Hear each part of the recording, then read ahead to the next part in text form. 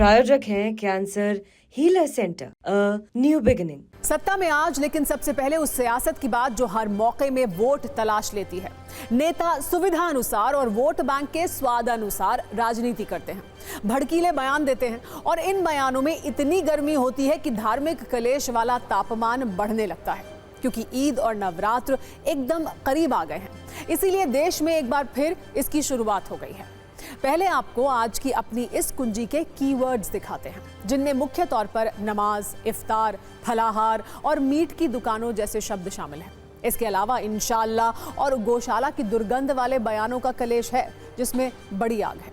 लेकिन सबसे पहले ईद की उस नमाज की बात, जिसका एक एपिसोड हमने आपको कल सत्ता में दिखाया था, लेकिन अब इस पर किसी वेब सीरीज की तरह नए नए एपिसोड सामने आ रहे हैं और नमाज वाला ऑल इंडिया कलेश शुरू हो चुका है। कल हमने आपको दिखाया था कि उत्तर प्रदेश के मेरठ और संभल में कैसे ईद की नमाज सड़क पर ना पढ़ने का आदेश जारी किया गया है, लेकिन आज दूसरे एपिसोड में ये दिखाएंगे कि पुलिस प्रशासन के आदेश के अनुसार छत पर भी ईद की नमाज पढ़ने पर बैन है और इससे मुस्लिम समुदाय के लोग कितने बेचैन हैं। सबसे बड़ी बात यह है कि इस विवाद का एपिसेंटर सिर्फ उत्तर प्रदेश का मेरठ ही नहीं है, बल्कि देश के अलग अलग शहरों से इसके रुझान अब सामने आ रहे हैं। और अब इसमें सियासत को कैसे जोरदार मसाला मिल गया है, ये भी समझिएगा। मेरठ में सड़क पर ईद की नमाज बैन किए जाने के बाद मुस्लिम समुदाय के लोगों ने सरकार और पुलिस से कांवड़ यात्रा से जुड़े कुछ सवाल पूछे।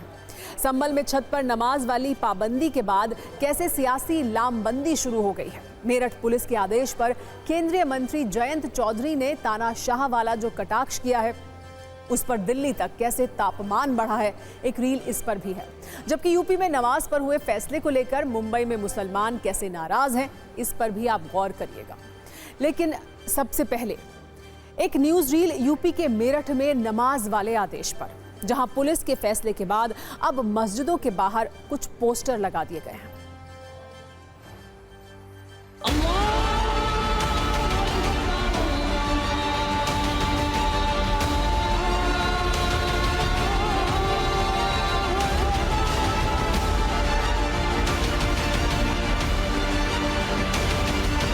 इस वक्त हम मेरठ में एक मस्जिद के बाहर मौजूद हैं और यहाँ पर एक बाकायदा ये होर्डिंग लगाई गई है और इस होर्डिंग में लोगों से गुजारिश की गई है। इसमें लिखा गया है कि जिला प्रशासन मेरठ द्वारा जारी हिदायतों के मद्देनज़र सभी नमाजियों से यह गुजारिश की जाती है कि वे मस्जिद के बाहर नमाज की नियत ना बांधे। हम किसी तरह से नाराज़ नहीं है, तो अच्छी बात है, तो किसी को तकलीफ नहीं होती इससे। हमारी नमाज भी सुकून से हो रही है और किसी को तकलीफ भी नहीं हो रही। हमारी इबादत बताती नहीं किसी को परेशान किया जाए। उनके आदेशों को वो जाने, हम तो ये जानने।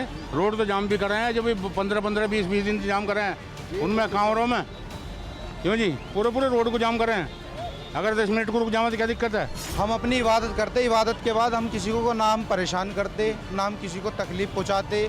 हमारा तकलीफ देना ये मज़हब नहीं है। निर्णय तो अच्छा है, मगर इसके अंदर प्रशासन को सोचना चाहिए।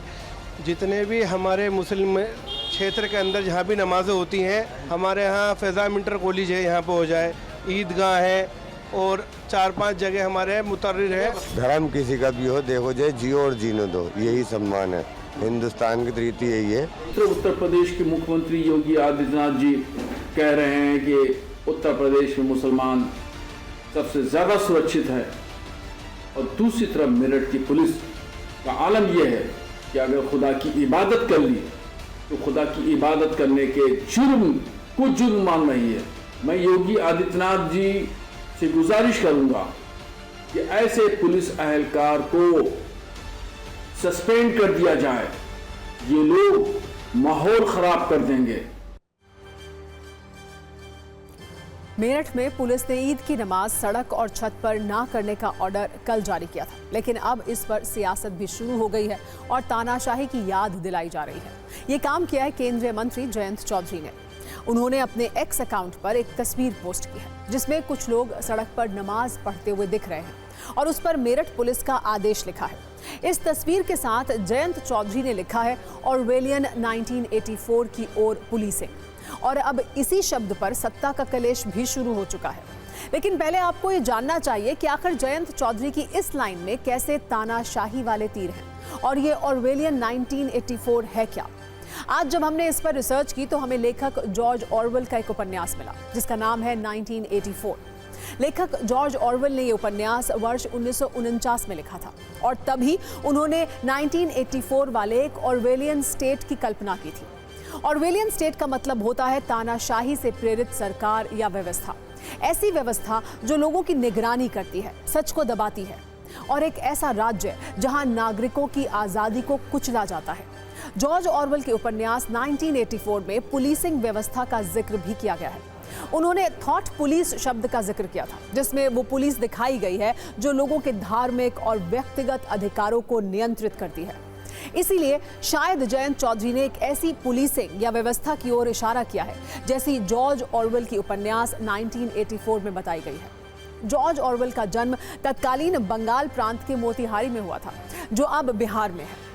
उन्होंने वर्ष 1949 में ही 1984 के ओसिनिया नाम के एक काल्पनिक राज्य की कहानी लिखी थी। जॉर्ज ऑरवेल ने उसी ओसिनिया को उपन्यास में ऑरवेलियन स्टेट बताया है। इस उपन्यास की एक बहुत मशहूर लाइन है, big brother is watching you.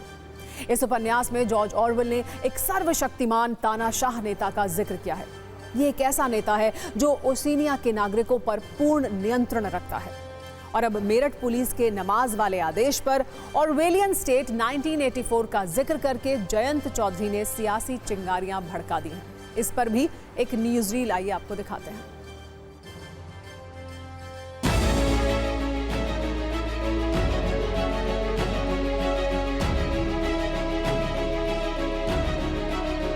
सड़क नमाज पढ़ने की जगह नहीं है, तो योगी आदित्यनाथ जी ने जो निर्णय लिया है कि सड़क पर नमाज नहीं होगी तो नहीं होगी, और ये देश में कहीं भी सड़क पर नमाज नहीं होगी। जयंत जी विरोध क्यों कर रहे हैं? अब वो तो जाने हमारे मंत्री हैं, उनका अपना विचार होगा, लेकिन मैं जो कहता हूँ ये मेरा ये इस तरह की ये लोग जो सोसाइटी है, जो हमारे समाज में है, उसमें एक भ्रमित करने की कोशिश जहाँ हो रही है, वहीं कहीं ना कहीं सोसाइटी को डिवाइड करने की भी कोशिश हो रही है। और जहाँ हमने देखा कि ईद के अवसर पे जहाँ गवर्नमेंट ने खाने के पैकेज बंटवाए, तो वो क्यों बंटवाए?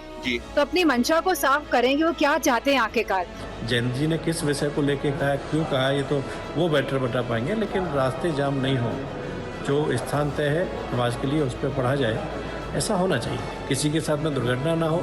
और कोई भी अगर पूजा पाठ करते हैं, देखिए हमारे धर्म में भी अगर कोई पूजा पाठ करते हैं तो उचित स्थान पर करते हैं, कोई रास्ता तो जाम नहीं कर रहे हैं, किसी को असुविधा तो नहीं हो रही है। कि हमारे देश के अंदर धार्मिक आज़ादी है, स्वतंत्रता है, और कोई भी अपनी आस्था के अनुसार काम कर सकता है, लेकिन इस तरह से दबाव बनाना एक धर्म के ऊपर एक मदद ये थी।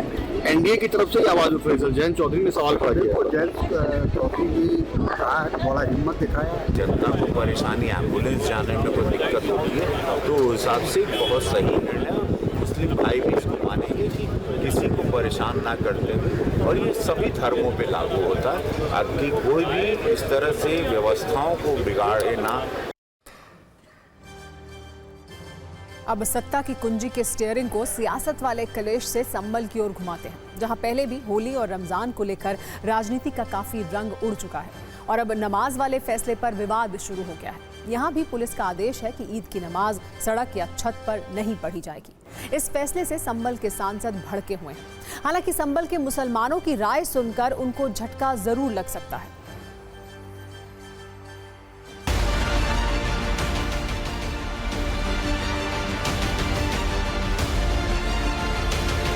छत हमारा किसी का घर है, छत है, तो उसे रोकने का क्या मतलब बनता है? ये तो हमारे अधिकारों का उल्लंघन है। लेकिन हम मशवरा कर करके मैं अपने वकील से मैं कोर्ट भी का दरवाजा खटखटाऊंगा।